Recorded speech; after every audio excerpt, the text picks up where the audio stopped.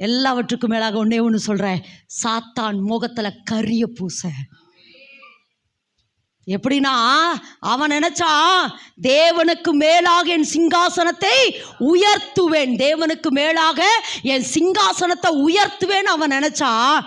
அவன் பெருமை கொண்டபடினால தேவன் அவனை என்ன செஞ்சாரா, மேலே இருந்து கீழே தள்ளிட்டாரு. கீழே தள்ளிட்டு சொல்றாரு, சாத்தானே, எனக்கு மேலே உன் சிங்காசனத்தை உயர்த்தணும்னு நினைச்ச, நான் என்ன தெரியுமா செய்ய போறேன், இந்த பூமியின் தூசியை அல்லது இந்த பூமியினுடைய டஸ்ட்டை, இந்த பூமியினுடைய மண்ணை எடுத்து மண்ணினால மனிதனை உண்டு பண்ணி என்னுடைய சுவாசத்தை, என்னுடைய சக்தியை, என்னுடைய வல்லமையை, என்னுடைய அதிகாரத்தை, என்னுடைய ஆளுமையை நான் அவனுக்குள்ள வச்சு உனக்கு மேலாக நான் அவரை உயர்த்த போறேன். மனிதனை நான் உயர்த்த போறேன், மனிதனை நான் ஆசீர்வதிக்க போறேன் உனக்கு மேலாக.